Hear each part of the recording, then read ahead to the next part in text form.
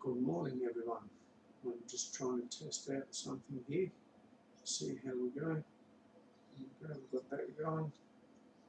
Okay, so what I wanted to talk to people about this morning is an old person I was having a beer with last night asked me how I would kill myself.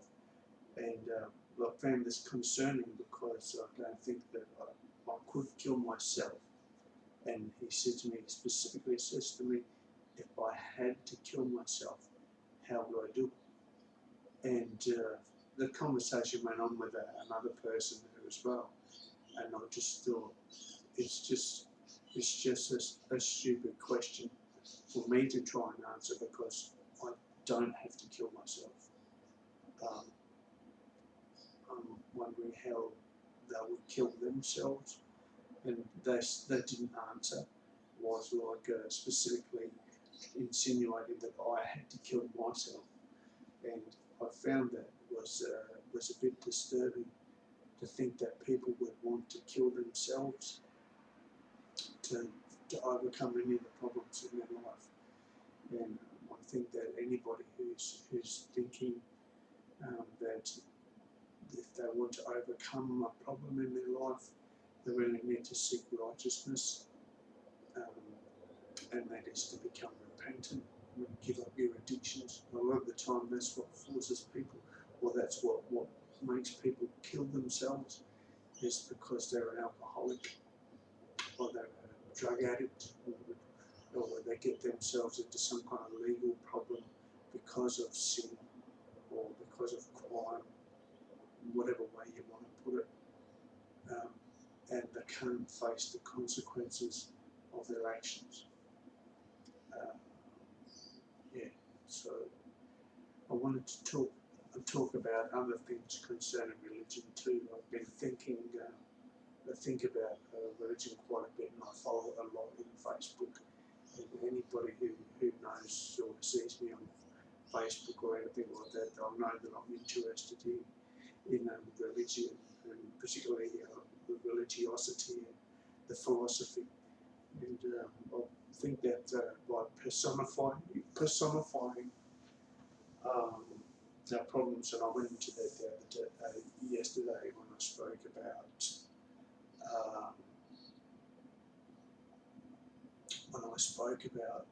um, um,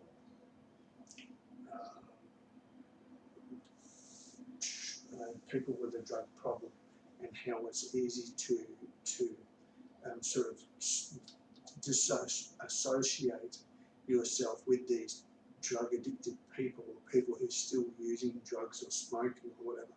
Once you've stopped and these people are still around you, it's easy to start to blame or make them the problem, when it's not them that's the problem, it's addiction that's the problem. And a lot of people who are happy to be like slaves to their drug, or to the drugs or whatever it is they're addicted to, which is um, kind of the way that I think. And I'm not the only one who does this. I think that they've based religion on it. The personification of this sort of thing brings a kind of division between people, and although it can lead us to good places where we don't have an addiction anymore, and we've got a whole new lot of friends, and we've got a whole new life, and we've got a lot of promise for our lives. It's still not something that these people who are deliberately, well, they're not really deliberate about it, who are programmed to think that that is their life, that's who they are, that's what they deserve in life. And as I said, some people are just stuck in this cycle of poverty, where you have nothing, and you had to get on scams, or you had to pull some kind of strings to make your life work because of your addictions. and can come from compulsivity too. People,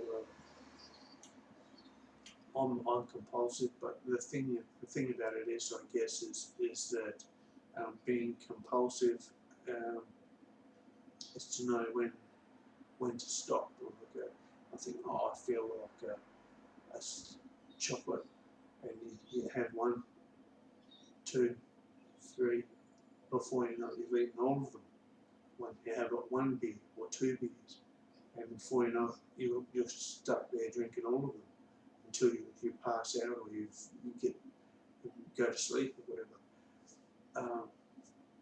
That compulsivity can make what leads to addiction, where your body is actually addicted to that, where your mind is addicted, you become psychologically addicted.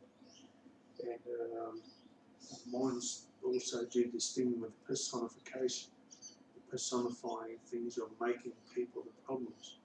And I think that religion has tapped into that. I think that maybe in the beginning of the religions, we needed to have a bad example. And I think that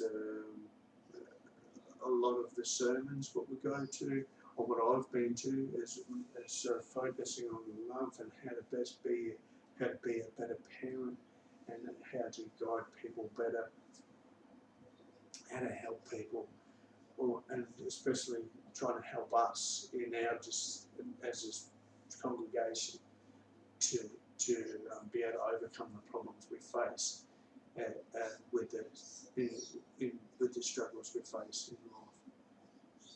And a lot of that's got to do with people. So I think that when the original story of Satan, I think he's on that side, but he's over here. The picture is, and this is originally, I think it was a story that somebody told that helped people to be better parents. Because if you're going to be a parent, you don't want to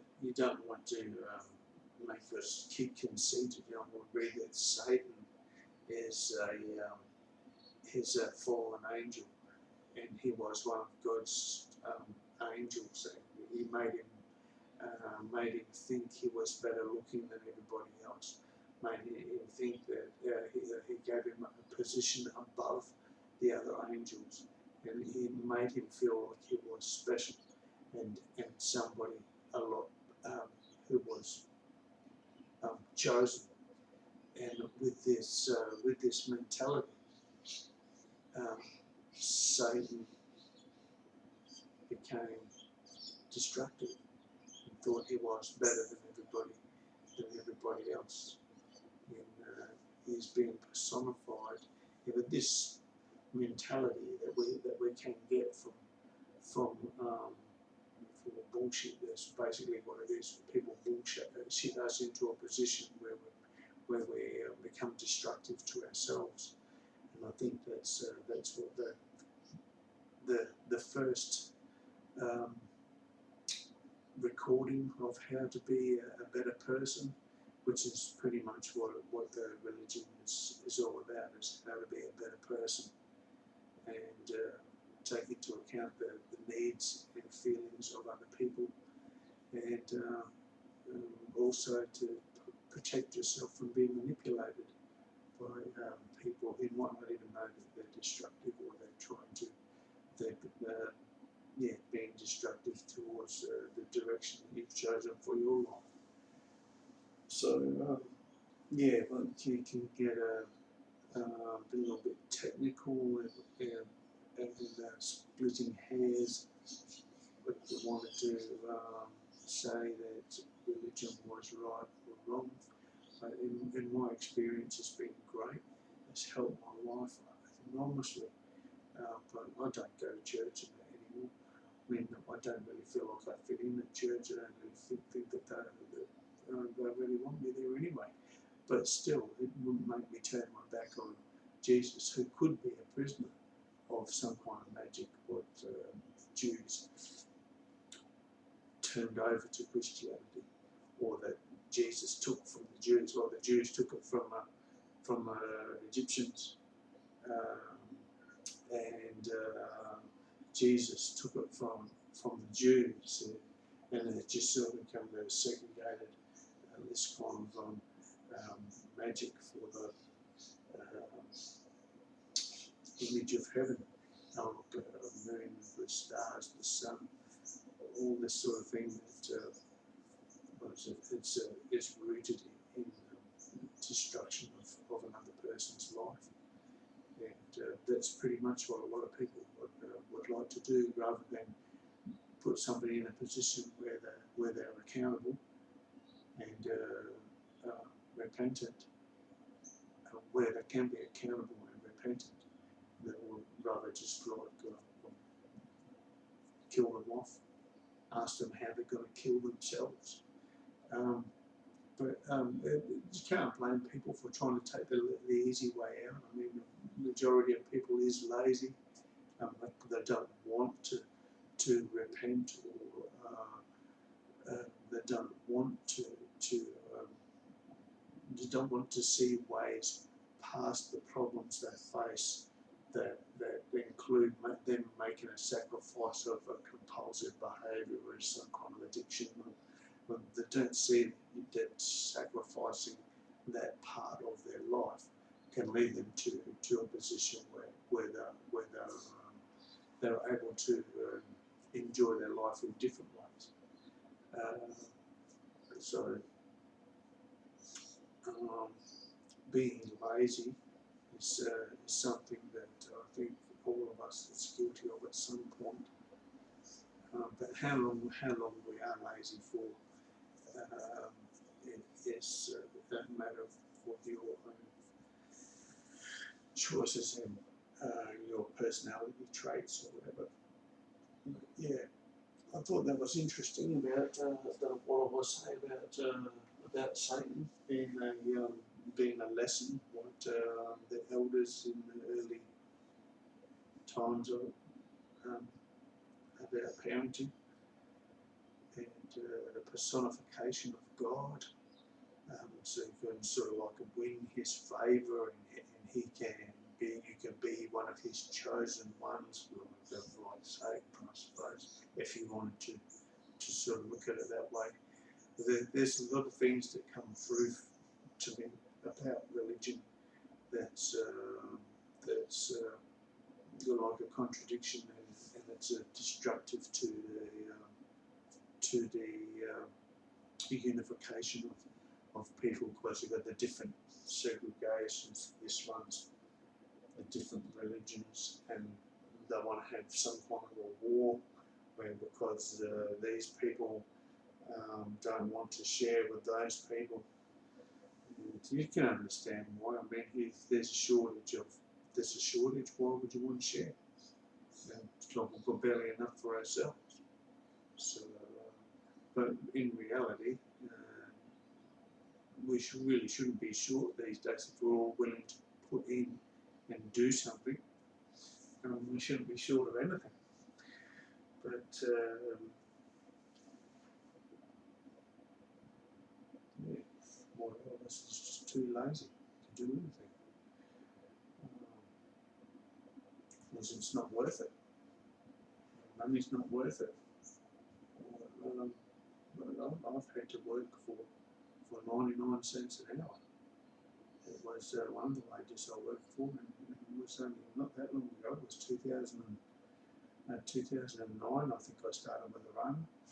And I worked my way up to like $10. I think I was getting $10.95 an hour in 2019. And it was on top of a disability support pension. So, I'm giving a lot of details away about my income and where I'm at, but yeah, I'm not really in a good position. I don't think anybody is after all this, but yeah, I don't want your money. Don't send it to me. Hand it on to a church. And that's one of the things what I've had to do. Instead of like giving people money, you can give people money, but they seem to want more, and you become somebody that's your generosity is seen as a weakness, and they want to take from you, and they think they tell other people about you that you give money away, and then before you know it, you've got like a line at the door of people who's wanting to get something for nothing. And you're not really helping them anyway. A lot of the time, anything you do for people who are addicts, when it comes to cash, is you just give the dealer. You might as well just be giving it to the dealer who lives across the road. You might as well just be giving it to their dealer, because they don't do any good with the money. They just put it into drugs. So that's probably why you find that the charities will give them food or something like that, but they don't even do a lot of that anymore, I don't think. I mean, I haven't had to ask for food for a while. Stopping smoking and stopping drugs has changed my life. Heaps. I'm really, really thankful for those changes, and I couldn't have done it without religion. So I've become a little bit hypocritical, I think, by telling people that religion's bad or wrong, when in actual fact it's got a really functional purpose, and it's had a functional purpose in my life. I'm grateful for it being there. Look, I can just see some ways where the different religions could be brought together under one brought together and just have the one language, for like a spiritual language, and that everybody wants a safe place to live. Everybody wants to make a family of some sort, whether it's having a pet dog or cat, they're like family, and a safe place to be, and a safe place to provide for them. How much more simple does it get? I mean, that's what all the religions have sort of become part of the infrastructure to promote that, and perhaps shut anybody who might be a threat to that out. Which brings me on to another subject, but that's going to be for a different video. And sitting here talking to a camera, I can't find anybody who wants to hear this shit. That's right. I'll be surprised if anybody watches it on here, but still, it's interesting stuff to me, and I'm constantly studying and reading about philosophy and the way people think about like God creating the world. To me, that kind of personification is that God's like a person of living. That kind of personification is just a personification of God. It just doesn't sit well with me because it seems to be dysfunctional. God's like a person, and don't get me wrong, it's like I believe in Jesus, and Jesus is allowed to call himself my God if he needs to do that, to help me to overcome any of the problems that people who call themselves God or have called themselves my gods have caused for me, and through magic, and that's another story. But yeah, religion has helped me. I don't have to kill myself, and Jesus is allowed to call himself my God, and he can go to any person in the world and deliver them, and in his name. Which when I was selling my soul, I got called another lamb. I don't know how many lambs there are, but yeah, there was. But then again, I could be completely insane. So what do you do? this initiation of people selling their souls into a magic with. I think it's just another way for destructive people to manipulate other people. But yeah, we'll talk about that another time, and the other thing another time. Now, I'm going to see if I can use these programs I've got. I downloaded the program to do some subtitles to try and help to see if I can still do subtitles. So I'll see you next time, and thank you for watching. I'm Uncle Don. See you later.